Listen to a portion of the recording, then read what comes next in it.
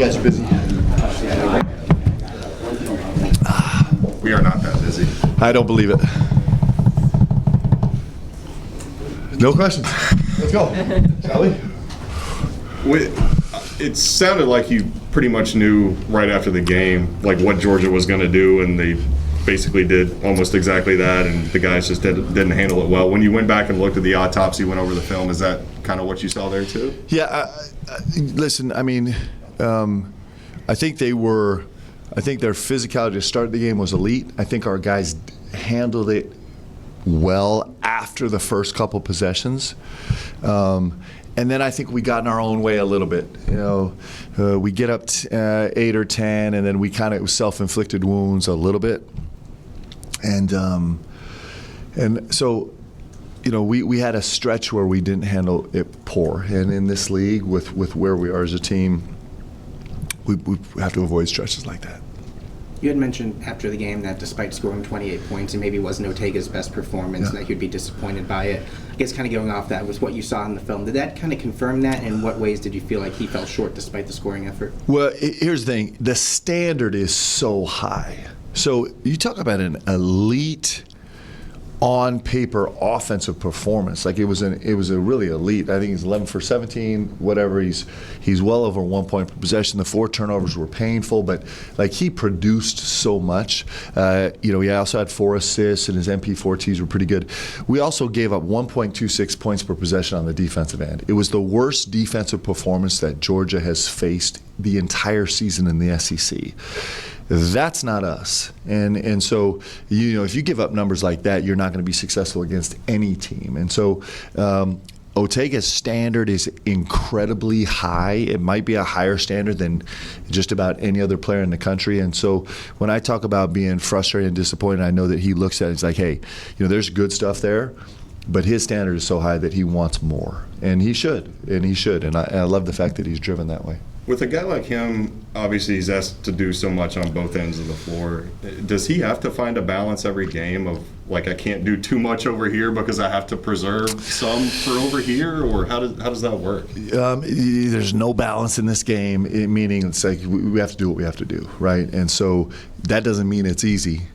It might mean that it's hard to approach the level that he's striving for, but there's not a lot of balance. We got to guard, and we got to make plays for each other, and we got to play with pace, and that's what we do, and that's what he's doing. That's why what Otega Owe is doing right now is pretty historic.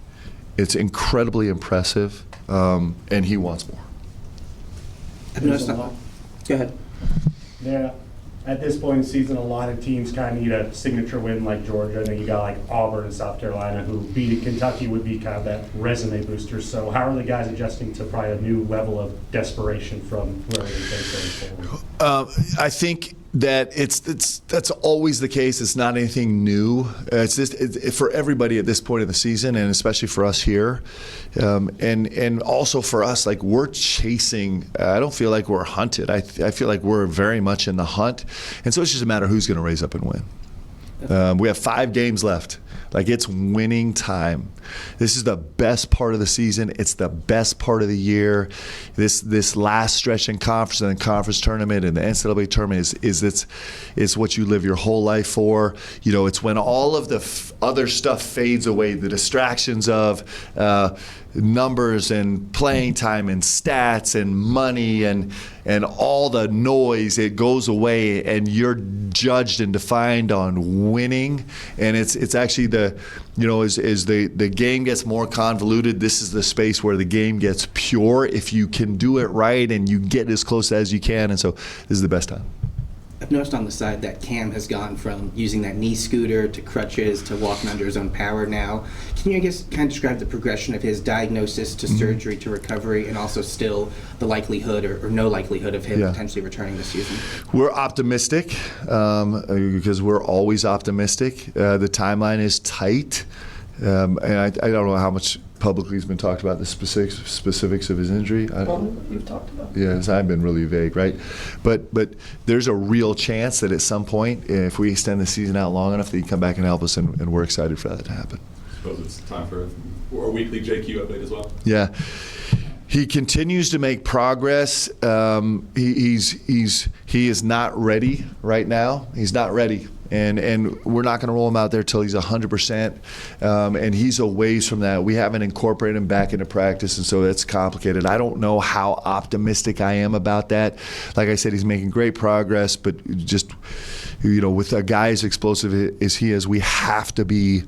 He's got to be 100% ready, and so we're working slowly but positively. With Cam, how much can he be kind of soaking in, taking in for these few weeks that he's out, especially knowing in maybe the front of his mind that, hey, I might be able to come back and rejoin this thing?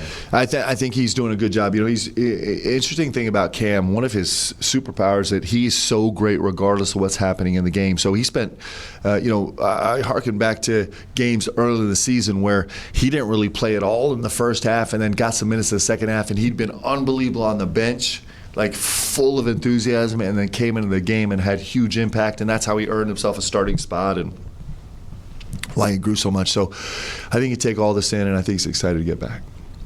With Yelovich, it seems like he's taking one step forward, one step back type thing. Just what have you seen from him? How close is he to getting to that point where he's starting to break through? It's freshman, right? It's first-year guys. He's got a big upside, and that's exactly how it is. It's just the progress of it. And I love him. I think he's a beautiful kid, and I think he's got a big-time potential. It's just growing. With the freshmen, you talked recently about Malachi and how the 7th or 8th time that you see things is really hard, but that first time is incredibly hard. How does that kind of relate to Jasper, too, as he tries to get through this and he's seeing different looks for the first time in his career? It just is. It's the growing process, Jasper did not have a great night the other night, but there were really positive things that he did. Some decisions that didn't work out, but it was exactly the right approach. And so in the growing process, that can be hard and confusing too. It's just like, well, that didn't work, but it's exactly the right stuff. We need to repeat that even though you didn't get the outcome. And so it's a growing process. It's a growing process for our veteran guys too. So. Do you want him to be as aggressive as possible? He needs to be as aggressive as possible. He's better when he's aggressive. He's going to see good results when he's aggressive. When he gets into trouble where I don't feel good with him on the court is when he's kind of second guessing and he's a little bit on his heels. But the trick is he needs to be really aggressive, making reproducible plays. One of his best plays was in the first half, and he actually was really forceful and aggressive, getting downhill, got downhill, shot fake, found Trent in the corner. Trent came off, he flowed back, he got another catch and got downhill and got an easy 5-foot floater, which is exactly his space, but he never gets there unless, one, he's super aggressive getting downhill to 2 feet the first time, and two, he's disciplined enough to recognize where he is to make a play for a teammate so that the next part of the possession comes around to him. Guys, that's hard to learn. That's really hard to learn, but it's advanced level game, and so he's got a chance. He's going to be a special player, but it's just growing. It's growing, and so he's making progress. He did really positive things. Some of them didn't work out well, but I'm proud of him. Auburn's on a 5-game losing streak. Just what have you seen out of them recently, and what are you preparing for with them? Yeah, I thought they were good last night. Hibbert just lost his mind and almost put up a 50 spot, right? He was incredible, but they got their best player back. They're really good at home. I think they're a terrific team. They've knocked off the best teams in our league. Florida on the road, beat Arkansas. So they're one of those teams that's really, really, really good when they're at their best, and then they've had some struggles, like a lot of teams in our league. And so they're talented, they're skilled. Pettiford obviously has been a problem in this league. He's really good. Both Keyshawn's are really having an impact. Overton can have a night at any given time. They're a good team, and so they're well coached. It's going to be a great challenge in a great environment. It'll be a big time environment. What are you seeing with them as far as their 3-point defense? It seems like they give up a pretty high percentage, but teams don't take a ton against them. Is there something there that you guys? That's a good defensive team. There's a certain amount of luck that comes into the game. Even in the analytics game, you have to pay attention to it because there's just variables that are non-controllables, and so they've done a great job limiting threes. And then there's a little bit of like and making and missing threes is one of the most kind of skewed luck-driven parts of the game. And so, a little bit of misfortune from them. They're a good defensive team. They switch. They get you confused. They put you on your heels. They're good. Mark, Sean Hall made second most free throws of any player in the country, and also really high up in attempts. What is it about him that makes him He's versatile and physical. He can mess around behind the three-point line, so you have to push up on him. And he's got he's not like electrifyingly quick. I kind of, like there's some Paul Pierce juice in him where he goes at his own pace, but when he goes, he really goes. He's a 3-level scorer. He's really good at throwing his body into you. He's a good player, and he's a proven scorer. He's even made a big jump this year, his first year at Auburn, but he's an electric scorer, and he's put up numbers against the best defenses in the country. How similar of them are they to like the previous teams you've seen from Auburn? Just because obviously Stephen now being in charge, is he kind of taking his assets and running with it, or is there a lot of tweaks? It's both. I think you can see the imprint of there's still the DNA of what Stephen and Bruce did together, but also Stephen is putting some of his own juice into this team, and so you can see both. You talked about the environment. That place gets pretty live, especially on a Saturday night. Just from your team's perspective, going all the way back to the Louisville game to now, how have you seen you guys evolve in road environments? I think we're more comfortable with who we are. I think it's like hopefully through the course of the season that part becomes more routine. Like you've been there. You felt it. You've performed great in it. Sometimes performed poorly, and so it's just that we know what it's like together. And now it's just a matter. So you kind of take a little bit of the variable of that off, and now it's just more focused on the game and how we play and how well we perform.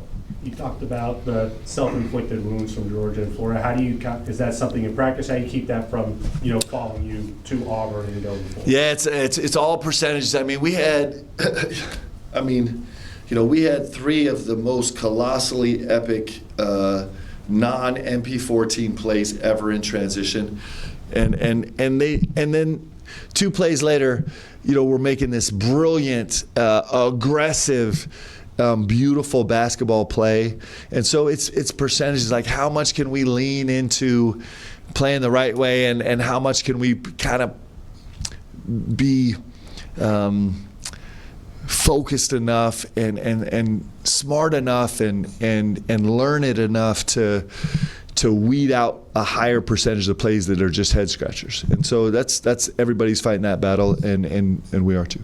At this point in your coaching career, do you have a pretty much set definition of player leadership, or do you find that evolves with each season? I think player leadership is dependent on individual guys. Guys have different skill sets, and you can lead in so many different ways. So I think so. To answer your question, I don't have a defined set of exactly what a leader is.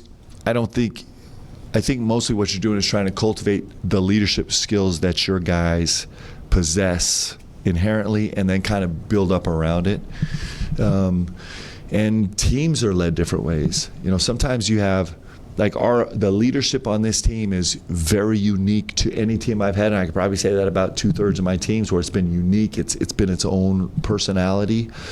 I think trying to you're really blessed if you can have a traditional check the box on all the spaces leader of a team that can do it that way, and so I think it's a pretty dynamic process. I know that's not a great answer, but it's really true. Speaking of that, what leadership qualities have you seen in Colin and Malachi? Yeah. Obviously, 2 underclassmen. Yeah. Colin a little older, but has been on teams with older guys as far as like a building block for your program and even for this team. Yeah, Malachi has a steadiness that's inherent to him as a leader. So he brings a steady leadership that's incredibly valuable. Colin has that also. So it's like one of the traditional kind of areas of leadership that you'd look for in anybody, this ability to be steady. I've talked about Malachi has this really steady personality where he just stays super even-keeled. Colin has a steadiness about him that is like every single rep, whether it's May 15th or April 1st, April 6th, it's two very different environments. He's going to go 100% full out. He's just got the ability to kind of bring it every single day. He's also shown this ability to be like clutch, and it's helped him win street cred with his team, where guys are they're leaning on him just as a performance leadership ability. Malachi is going to continue to grow in terms of his IQ with the game. Like, I think inherently he's a really, really smart player. He's going to learn as he learns more. That's going to be really focused, where he's going to bring that to his team and be able to communicate guys in right spots, right places, right reads. I think that'll be a part of his growth as a leader. Colin is going to continue to grow in his, Colin's going to have a really unique ability as he goes to bond with every single unique individual on the team and kind of meet them where they are. And, I think those two guys are really exciting leaders as we move forward for sure. You Mark, mentioned I've got 12 students here from my journalism class. Go. From a coaching perspective, what kind of advice would you give to a young, aspiring journalist? Oh, that's dangerous. That's a dangerous question. I would tell you guys that you're in a really complicated space from my position, where unfortunately you're just going to be graded on clicks. Like, that's just what you're graded on. And so that makes your job hard. It makes this job really hard, because you can get cheap clicks or you can get clicks for being great at what you do. And it's probably like everything in life, and that's the challenge. You have an experienced media crew in here, but that's probably the question you're going to ask yourself. Am I going to go down the road of just getting the cheap clicks, or am I going to get the clicks by being the most real, authentic, truth-telling, hardcore journalist?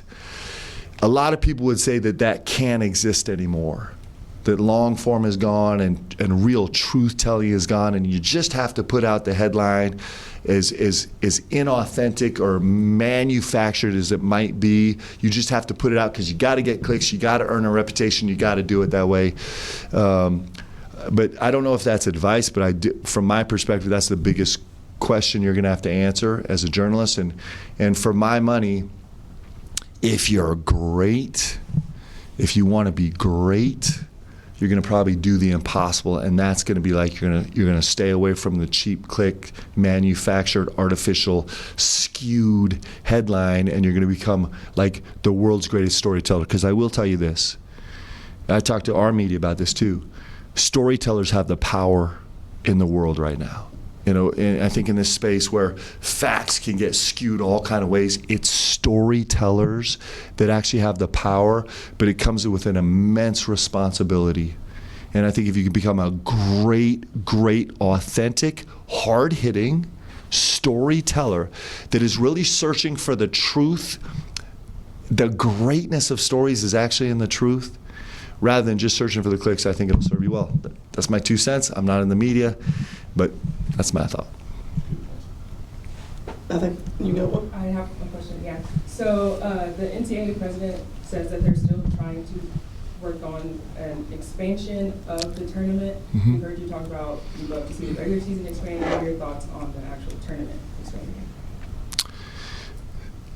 I haven't thought this through, but if there's a way we could expand the tournament by increasing our regular season games, I'm all in. Let's go. Yeah, one more. You talk about the best time of the year being here. How do you juggle that with knowing the portal opens a month and a half from now, and knowing there's retention and kind of keeping guys happy and not into the portal, but also kind of keeping an eye on what the landscape would be? Yeah, that's a complicated space, but it also makes it great. Like, we love, man, this job is so great. this is like everybody's job. The things you love about the job are the most complicated spaces, and it's complicated to manage all that at the same time, but it's why the job's fun. And so, but there are dynamics that are really important. You know, one of the challenges that you face is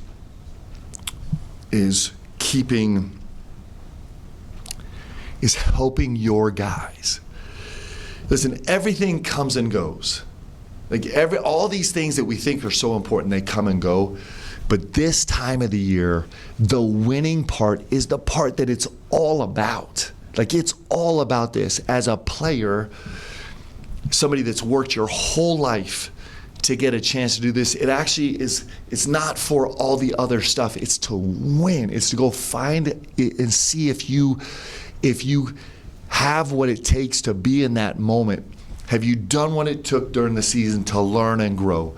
Have you built yourself and your team into a place where you can do things better than you've done all year? Matt Painter said, you know, the NCAA tournament is finals. That's your final grade, right? I think he said that a couple days ago, and it's nice. And so sometimes you can get distracted by all the really important stuff and miss finals. Who wants to do that? Like, don't miss the tournament, man. Don't miss these last 5 games of the regular season. Don't miss your last game at Rupp. Don't miss the SEC tournament in our beloved Nashville. Don't miss the NCAA tournament, because that's the stuff that actually separates you. A couple dollars doesn't separate you. The next school doesn't separate you. Like, what separates you is what you do right now, and it doesn't guarantee you results. But man, if you miss putting your whole heart into it, what a shame. So we talk about that as a staff also. We have a job to do. We can do that in the other 45 minutes available out of 24 hours. But right now, it's about, like, how are we going to go win? Like, our players deserve that. We deserve that. You know, we are exactly where we are, and we're in the best time of the year. And so let's not skip it. Let's not miss it. We'll do both. We can do both. Okay? Thanks, guys. Appreciate you.